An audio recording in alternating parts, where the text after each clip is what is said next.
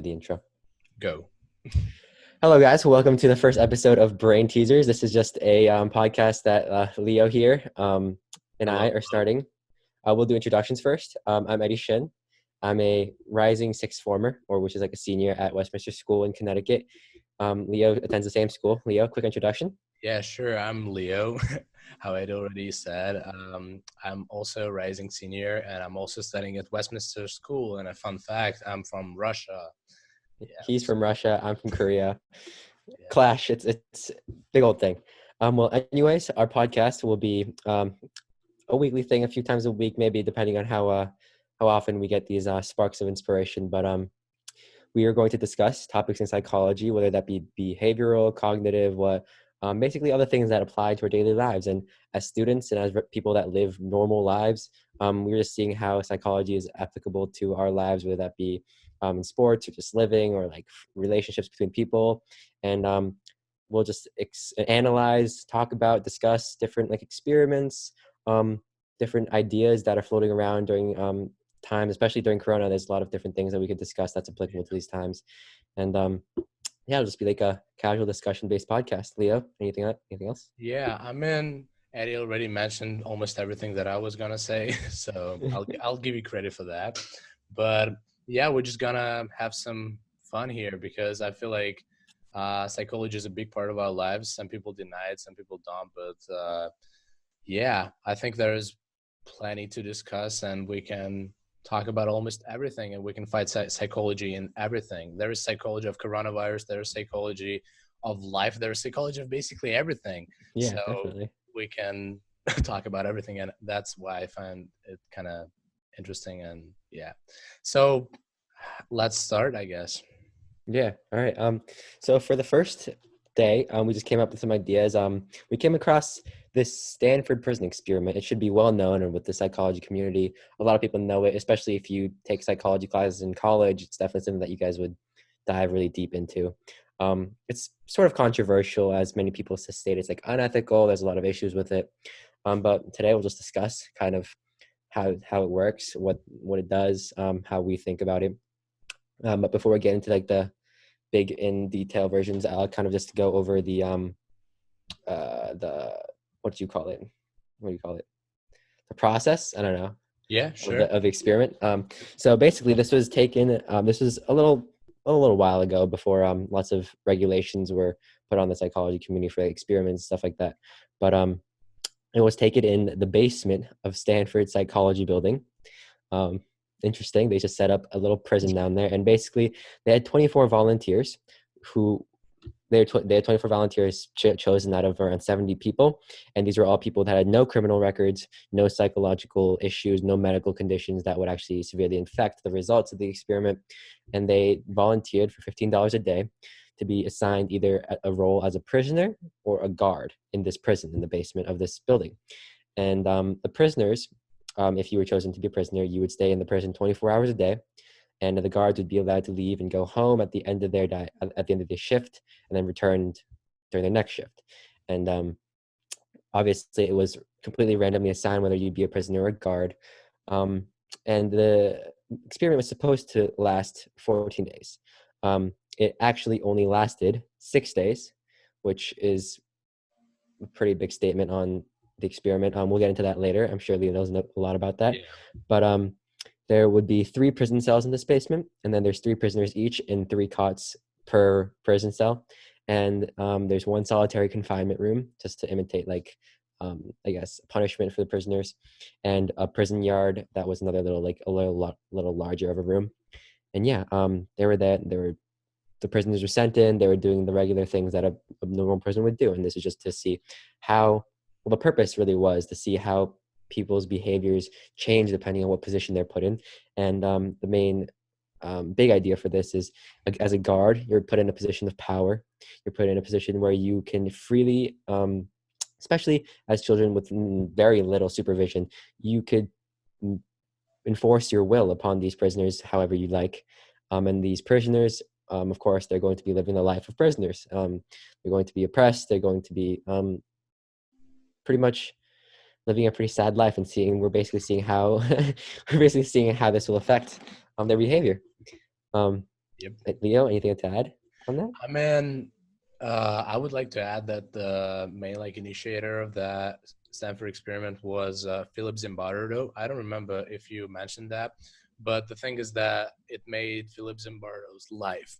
He like became famous because of that experiment, and what he is doing right now is directly connected to that experiment that was conducted. How many years ago? Was it like 50, 40 years ago? I think It was pretty long ago. yeah, quite a long time ago, right? But his life is still connected to this experiment. He is a Yeah. famous psychologist right now, Philip Zimbardo. I'm talking about him. He Mhm. teaches. He still teaches. I think he's like 85 years old. Fun fact: actually, we have the same birthday. So like, I was born in You 20. and him? Yeah. That's really cool. That's kind of cool, actually. Yeah. How did you know Uh, this? Did you yeah. search it up? Yeah. Yeah. I mean, it's like Interesting. 23rd of March. I was born 23rd of March, right? And he was born on 23rd of March as well. But that's just a fun fact. That's pretty So cool. Pretty fun fact. yeah, I mean, maybe one day I'll become a great psychologist as well. I So hope. that's the goal. Yeah, Become that's the goal. that's the goal. Yeah, I don't know. Maybe brain teasers will make me famous. We'll see. We'll see how So, it goes. yeah, we'll see how it goes. So, also, I would like to say that like Philip Zimbardo connected his entire life with psychology and like teaching and all that, and teaching what is called, I feel like it's called. Oh, actually, I forgot what the name for that, but it's like it's not like negative psychology, but it's like maybe abnormal psychology, something like that, I think. And it basically studies like people's behavior in like those situations, like bad situations. And he has that famous quote that I like apply almost everywhere. Coming back to like Eddie's point that we can like apply psychology to like our like everyday life. Mhm. So I apply it almost like every day, not every day, but still.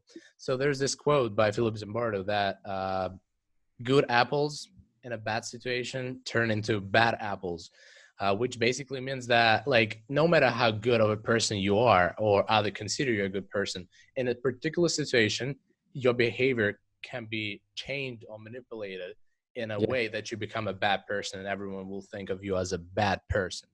Mhm. So this Stanford experiment, Eddie explained like what this Stanford experiment is basically about, right? And uh, I don't want to add anything specific to that, but I would just like to say that prisoners, right, put in this situation, they became like different people. Yeah. They became different. Their personalities changed. Their like character traits changed, Yeah. and same with the guards actually. Mhm. When put in this position of power, guards change their behavior and character traits significantly. They Yeah. realize that they can do whatever they want with the prisoners, and it changed them. You want to go expand upon that, Eddie? I mean, Yeah. So like, there's more direct results of the experiment, and it says, and I quote from this article, it's after the guards were placed in a position of power, they began to behave in ways they would not usually act in their everyday lives or their situations, and this would gradually turn into abuse, physical abuse, verbal abuse, and they would start expressing characteristics that they normally wouldn't before they were previously interviewed as people as like people in the experiment. And the prisoners who were normally just regular people, they were placed in a position where they had no real control. And then they became very passive, depressed. A lot of them were showing signs of lots of mental health issues afterwards due to traumatic experiences in this prison. And one of the real regrets of Zimbardo, he kind of acknowledges that um, the study ended a week earlier than it should have, but it should have apparently ended a lot sooner than these 6 days.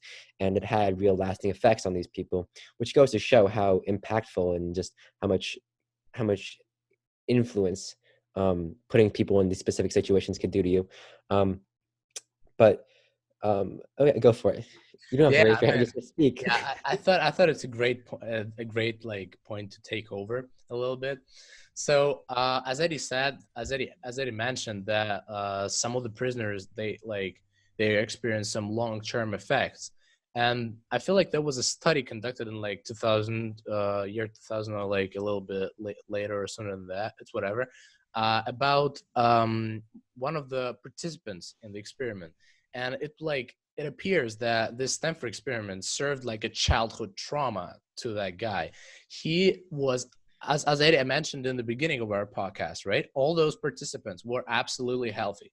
They were Yeah. 100% mentally stable. They didn't have any disorders, anything. Yeah. They didn't have Hmm. any of that. But when that guy like was searched and there was an experiment conducted upon him, they like the researchers, they found that that guy was actually showing a lot of traits of like mental disorders such as I feel like it was depression, it was anxiety. He was all those guys was Stanford students, right, Eddie? They were, well, no, it was conducted by Stanford students and the team of Zimbardo's colleagues. Yeah. Um, But I feel like most of those students were actually Stanford students. So like basically, even like back to 1960s, whatever whatever year it was, Stanford was a prestigious university, and people who were graduating from there, they should have yeah, became like at least like they should have had their lives like settled. You know what I mean? yeah. But that guy, I feel like he was living with his mom or something like that when in his like Hmm. 50s or 60s. He was not lucky enough to survive that experiment because he was actually one of the last prisoners in the prison, because a lot of the prisoners, they had, of course, like Zimbardo didn't make them stay there for like all 6 days. They could have left. And what I find like particularly fascinating, that those prisoners, they didn't request to end the experiment by themselves. They were like tortured. They were starving to death. They were kicked by their guards like almost like every hour. They were punished, and still most of them didn't say anything. They were coping for no reason. It wasn't for like $15. Of course, it's like $15 like back then was a pretty good deal per day, right? But still, would you like suffer No, definitely for not. like 15, maybe even for like $100? Would you Yeah, like no, let someone beat you? Probably no, not, definitely right? not. So Yeah. that's the psychology. They actually felt like they were real prisoners, like they actually did something wrong. And like there's this thing called Stockholm syndrome, I think. Yeah. It's when you know what I'm talking about. Like I don't have a definition with me right now, but basically how I understand it, that the Stockholm syndrome is when like when you're being blamed for something constantly. So Hmm. but you are not actually like you're not actually guilty of that, but because you are being blamed for it constantly on a constant basis, you actually start to believe that you are guilty, right? Hmm. So imagine like guards constantly like punishing those little prisoners in there, and what should they think? They just like they cannot do anything because the guards are in the power position. Obviously they can do whatever they want, right? That's pretty bad. What do you think about it? I mean, it's the fact that in the beginning, obviously, Yeah, these participants really didn't, they just kind of played the role. And as time kind of passed and progressed, they really picked up this situation that they were put in. They really believed, and they really kind of played this role of prisoner and guard really, really, really intensely. And that's kind of goes to show, like, even though these people had the option to, stop the experiment or leave, if they felt like they were being like exactly. abused too, Yes, exactly. and they really just continued to go. And this experiment itself actually failed to meet the ethics code of today's ethics code. So we can't really recreate this experiment because of the American Psychological Association actually created these standards for experiments, obviously, after a Yeah, little while. And this actually does not meet those standards because of the immense amount of psychological and physical, even physical stress that these guards in this experiment had put on these prisoners. And and it's just, the negative effects aren't just to the prisoners, they're to the guards as well. Of course it may not be as bad, but lasting this sense of inflated ego, a sense of power, sense of that I can really do whatever I'd like. It kind of lasted, and it just goes to, like, you really are shaped by what sort of environment you're put in. And the fact that we as humans um, are unable to really, like, we really just fit in to where we're placed. yeah, And exactly. Yeah, that's kind of scary, especially it in is. society Yeah, like yeah, it is definitely scary. And coming back to Zimbardo's quote, right? Like good apples, like in a bad situation, turn into bad apples. yeah. that like applies perfectly that fits like perfectly in here, that like, I mean, I already said that, but like, Hmm. people are not always in control of themselves. Like there are some situations that turn like people into like evil. You know, I actually have I mean, we will probably expand a little more on the prison experiment, but I actually have one more example of this like a great this great quote like appliance, you know. So Hmm. you know how like during the Second World War, right? All of a sudden, like imagine like a German like city like Berlin or whatever, like there were quite a few Jews in there, right? They were Hmm. living like almost in peace. There was some like bad Jews, some good Jews, some good like German people, some bad German people, right? But at some point when when there was like a crazy propaganda going on in Germany, that like Jews are bad, you should like kill the Jews, they're not like us, like we should Yeah. blame them for everything. You imagine like there were people who were like friends with Jews, right? Like good Yeah. friends. They didn't care about their ethnicity, they didn't care about their religion, they didn't care about that at all. But at some point when they were just told that they are the ones The to enemy. blame, and like Yeah. imagine like some of them were probably like friends for like, I don't know, 20 years, 30 years, and at some point they just turned like into enemies. Like Yeah. Jews, they were seen by all of those like German citizens as enemies. Like Yeah. imagine how crazy a situation could be. And it like, of course there were people who didn't agree, right? There were like, it actually depends on the person, right? Hmm. But imagine how a situation can impact our personality, like Yeah. not exactly our personality, but like the way we behave. Like, yeah, what do you think about it? Because it's, Yeah.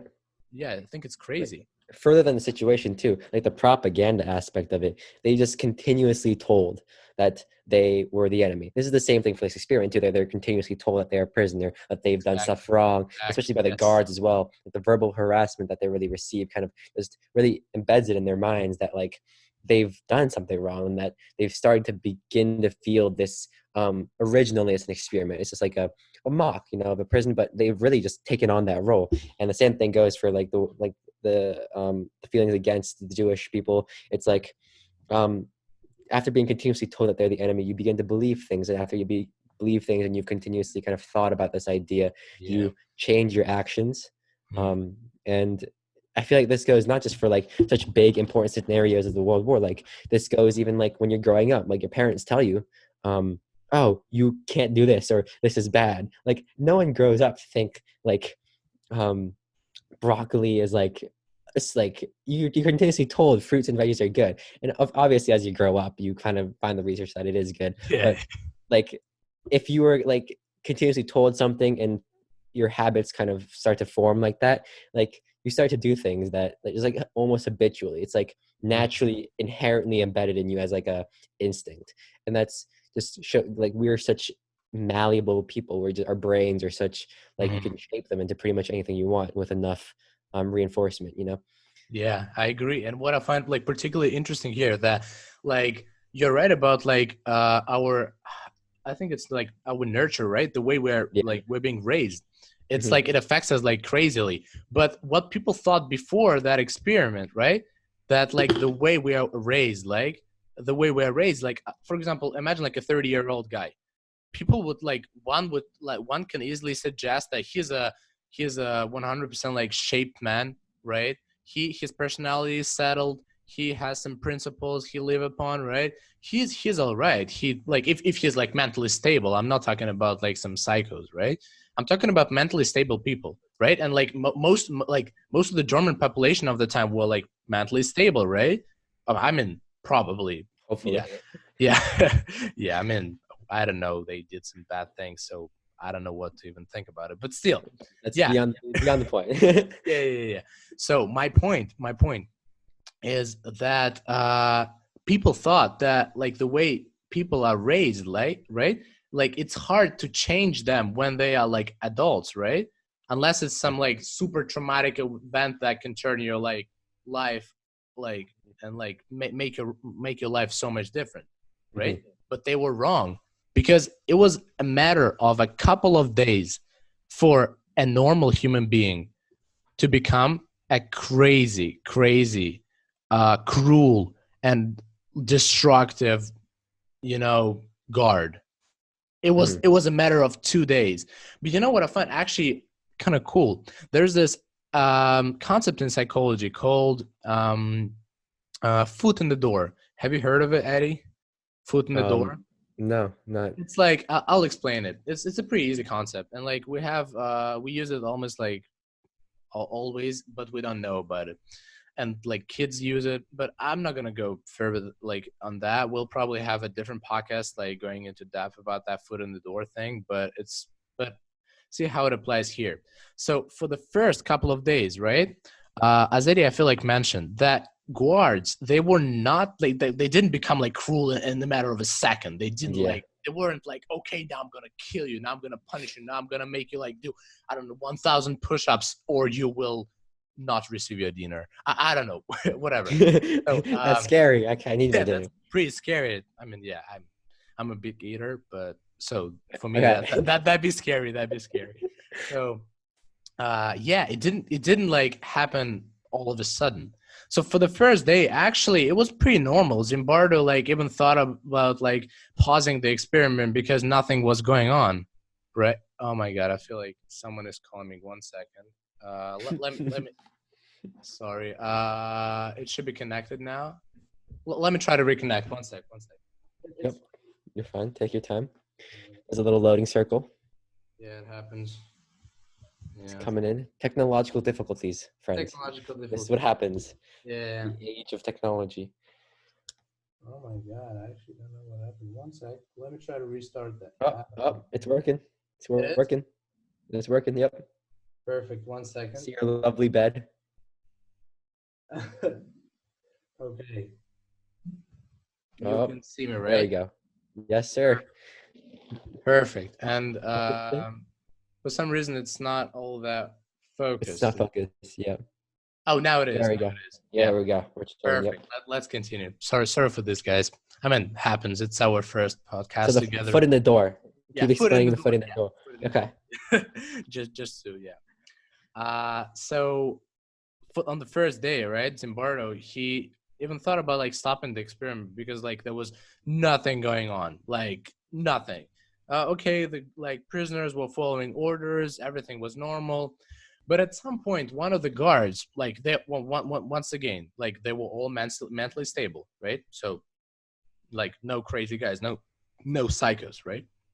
And one of the guards, he thought that he can like actually punish someone for not following like orders.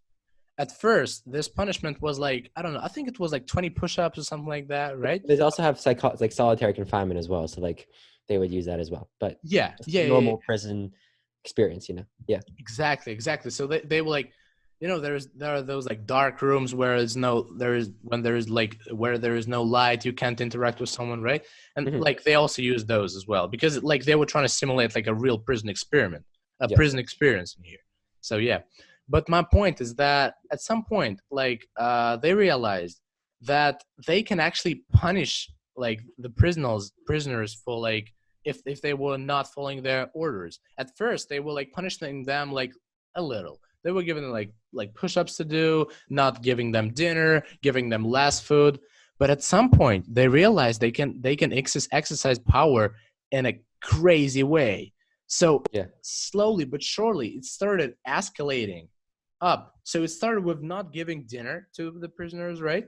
And then at some point, they were like hitting them with like their legs. Batons, they were like almost raping them. I feel like there were like rape cases in there. I don't know about that one. I haven't heard about that one. I don't know. Maybe they're hiding it, but I didn't talk to Zimbardo in person, but I don't know. I'm not sure. I doubt there were rape cases.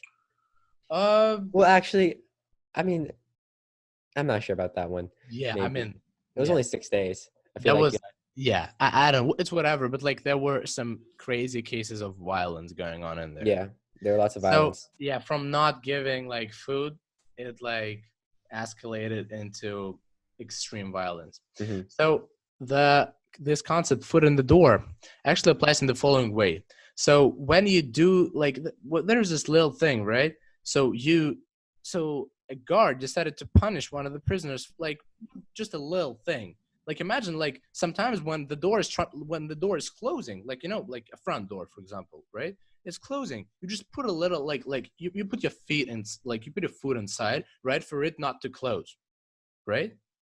Yep. And that foot was actually like this little punishment that they gave. But at some point, like when the door like should have closed, right? But it didn't close. It was open. And the guards, they realized that they can open it more and more and more and more, and they can actually enter it, right? Oh, so that's the foot in the door. Like the Yes. first experience allows you to Yes, get even more. Okay. yes, exactly. So this foot in the door thing allowed them to like actually escalate violence with a crazy speed. So imagine like it's once again at first it started with not giving dinner, and then all of a Those sudden 6 days. yeah. You like you have any reactions on that? Because I find it kind of crazy. I mean, I guess, yeah, no, definitely, because I feel like for like if you think about it logically, we think as people, there's no way we start beating these kids like these Exactly. our fellow people like up within like a space of 5 days. But this like I guess maybe that it could be kind of attributed to like maybe our sense of like hunger for power. Maybe these characteristics had something to do with it, but it's the idea that like after being shown even like a taste of this overflowing amount of power that they could exercise on these prisoners, they really just they exploited that to a huge extent. And I feel like they kind of may have gained the satisfaction from doing that Yeah, to a certain extent, because like they've really enveloped in this role of prison guard, and they're like, this is great. yeah, exactly. And I actually want to expand upon that because you know how like in our modern society we have a lot of frameworks we need to follow, a lot of rules. You cannot really punish anyone, you cannot like hit anyone, you cannot get satisfaction through violence, right? Yeah. There are some rules that society like sets for us, and those rules are for humans. That's Mm-hmm. why we're humans. We Mm-hmm. like have a brain, we can think, and we can like we do not only rely upon our like animalistic part, on our animal part, and that's Yeah. what actually differs us from the animals. But when like you like all of a sudden you appear in this like prison environment, right? You Mm-hmm. realize that there are no more frameworks, Yeah, right? There are no more rules. You have absolute power. You can do whatever you want basically. And when like when you don't give someone a dinner, right, you already realize that you have some power over him, right? yeah, And for some exactly. people, I mean, we don't know, like I don't know if I'll feel good about it, probably not, but I don't actually know. You never know, like you might be one of those guards who like it's just you never know. You never Exactly. know. That's like what this quote is actually about. Like good apples, I'm a good apple. I consider myself like an good apple, Eddie, and I think you are too. I know you for a while, and I think you are a good apple. But you don't know like how a bad situation Yeah. can like what a bad situation can turn you into, and Yeah. that's pretty fascinating, like Mm-hmm. that's just insane. And also, like I didn't really finish with the foot in the door thing. That I kind of skipped the middle part. So basically, like there were like steps. So first it started with the dinner, then they did something more, and like the requests, right? Like that they asked like of the prisoners. They were like becoming more and more like violent, Mm-hmm. and yeah, they just even didn't like probably notice how it went from a dinner to to like extreme violence, because they were doing those little steps slowly but surely. They were increasing the amount of violence, and all of a sudden it was out of control. Yeah. So Eddie, do you want to talk about like the end of experiment, like the results and what like Zimbardo thought about it, or you want me to go further discussing it like that? Before we kind of discuss like the end results, I just wanted to mention that I was doing my research before um, this this discussion, and there's actually a movie that was Yeah. made upon this experiment. It was in 2015, I believe, and starring Ezra Miller. It's kind of a pretty well made Yeah. movie, I believe. Yeah. I Um, actually watched it. I actually have seen it. Yeah. oh, you watched the entire thing? Yeah, I did. Yeah, I did. Oh, I think Eddie, I feel like your camera is being out of sync again. It's so weird. I Oh mean, my gosh. yeah, we have some technical difficulties. We'll probably Technical fix it difficulties. in our But next podcast. We'll figure something out, guys. Don't worry all about right, it. Like, let's see. yeah. All right. Oh my gosh. This is But bad. it's yeah, now it's actually better, is it? Oh, yep, there we go. We're good. Yeah, We're wait. okay. I feel like we should just stay in the Zoom. Like you should stay in the Zoom app and not for it not to happen again. But like, what were you saying? You were telling us about the movie, right? Yeah, the movie, I feel like it was not, it was basically, they just showed what the experiment was like for the prisoners, and you kind of step into the role of the prisoner. I actually watched the movie, and really, like, even watching it kind of really scars you. You feel anxious, you feel nervous, and like you're sad when like specific things happen. And it's like, even if I'm not actually in the situation, I'm in my bed, like comfortable, absolutely just eating my popcorn, but I'm feeling like emotionally and mentally connected with these prisoners. And like you can see how easy it is to really take on this emotional toll from being a prisoner, or become like play that role. I mean, like, how was your experience like watching the movie? You watched it as well? Yeah, I mean, I watched it a couple of years ago when I was actually at Brown University's, like during the Brown University's like summer program. I was Oh taking that yeah. course. Yeah, I was taking that course called like social psychology, I believe. Uh-huh. And our teacher, she gave us this movie like to watch for like one of the assignments or whatever. Yeah. And I actually felt the same way as the prisoners. I'm not gonna lie. Yeah. I mean, probably like if you're I think I was 14 or 15 back then. It was actually 3 or 4 years ago. Yeah. So probably when I was watching it, I was like kind of I don't want to say easily like manipulative or whatever, but like it affected me a lot. Like Hmm. I was a teenager back then. I mean, I'm still kind of, I don't know, I'm a teen. I'm 18, so probably not. You're But old. I was entering my teens back then, and Yeah. like when you are like when you are a teen, and especially when you're like 14 years old, you have like two stages, I believe. You have one stage when you feel like you're invincible.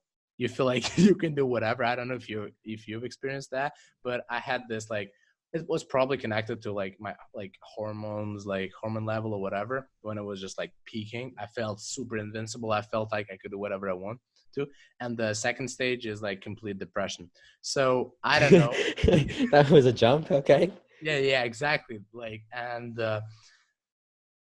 like almost for the entire time in this like summer camp, right, at Brown, I felt like pretty good.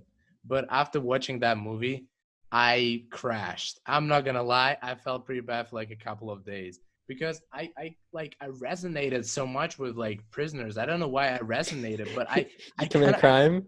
no, I did not do any crimes, Eddie. What are you talking about? Okay. Maybe like I'm messing. I'm maybe messing. maybe I'll tell you my little secret. One day, like it was in like October, I took some ice. I took some ice cream from the dining hall, and I didn't bring the plate back. I mean, that Oh, was probably, okay. yeah, that was probably the biggest crime I did. I'm sorry, Jeff. I didn't mean to do it. For anybody that doesn't get this reference, Jeff is a person that works in our dining hall at school. Yeah, And if you take ice cream with the bowl, you're supposed to bring the bowl back. Or you're not really supposed to take the bowl in the first place, but Leo's is just a yeah, criminal. yeah. So, I am definitely. So basically, but yeah, I actually felt pretty bad after watching that movie. Yeah, so I actually highly recommend you watching it, even though I felt bad after yeah, watching it. definitely. You'll probably get an exposure like to the experiment, and you'll feel it much more Yeah, because definitely. like just and what I actually would recommend if you are watching this podcast, right, and you feel like you don't really understand what this whole thing is about, even though Eddie gave us some introduction like Yeah. into this topic. After watching the movie, uh, like you will feel like differently about like what we're talking about. You'll feel Hmm. different about what we're talking about, and so I highly recommend you like to watch that movie. Yeah, definitely. Um, in some ways, it is a little bit of a little bit of a stretch, Oh, look, my thing's happening again. This is lovely. But Yeah. we'll just wait. Yeah, Wait. we'll just wait. It's fine. I can talk for a little. I mean, is it still happening? I think so. Yep. Oh my gosh. Should you close Safari or whatever browser you have opened? I mean, maybe it's due to that. I have no idea. We'll Actually, yeah. Next podcast, I figured out a new strategy. Um, Yeah, sure. So like, yeah, I don't all right. know. Okay, I we're don't good. know if I have anything to talk about with you guys. We like what we covered so far, the Stanford experiment, right?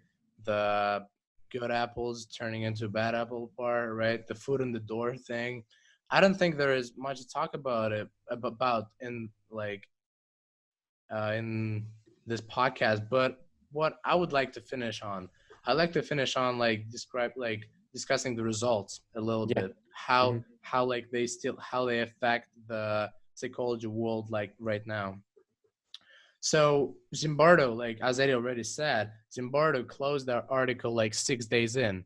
It was planned to be like a 2 week experiment, right? Yep. 14 Uh, days. but yeah, they closed it after 6 days because Zimbardo realized that it was like not ethical anymore, and he might have like gone to prison because of that experiment. So he decided to close it. He even I feel like he was sued a couple of times for that experiment, like because yeah, he was sued because some people they like requested moral compensation for what was going on in there with them. Like they were bitten, they had Bitten. yeah, they were bitten, yeah, yeah. And Interesting. yeah, so right. And yeah, they really wanted like some moral compensation. And I'm not sure, but I feel like in some cases they actually got it. Do you want to go further upon on that, Eddie? Um, okay, so well, the experiment today in today's world of psychology is it's still used and recognized as one of the most important experience of all time, actually. Like the criticism really just goes to the ethical side and saying it's like not the best experiment, saying the people that were actually involved were just very focused group, not enough variety of different people that came from the same environment or region. But the discussion really comes down to very little. It's just, I guess, like the validity of the experiment. It's personally, I believe it's okay. Like it's very unethical, yes, but it does really show how much of an effect the environment may play in someone. And people have done continuous experiments kind of building off of this, like about how like weather may experience like or like what place you're in, how it is like even saying like even if you were sitting on a chair that leans left, like physically leans left, your apparently your political views will shift left, supporting Yeah, liberal views. that's It's actually so right. Yeah. it's very interesting. Like and like a dark room makes you more prone to cheat, and a lot of different experiments, but like regarding how your actions, your thoughts change depending on what's around you, what is said to you. It's basically just showing how like how much you're able to be influenced, and that's a huge topic in psychology these days, and especially with all the different ways that people can be influenced today, like maybe social media. We connect with so many different facets of the world, people across the universe. Like the fact that we are on a Zoom call right now, like they couldn't do that 40 years ago. It's different. Yeah, And that is I feel correct. like this is like really a fundamental experiment that kind of helps us recognize like our brains and how you can mold it. And that's important to know, even if it Yeah. was unethical. Yeah, I feel like it's a good place to stop our podcast for today. Yeah, Thank you guys for watching, and definitely. remember that like good apples can turn into bad apples in a bad situation. So thank you. We are brain teasers. All right. Thank you guys for watching. We'll see you next time. Yeah, see you guys.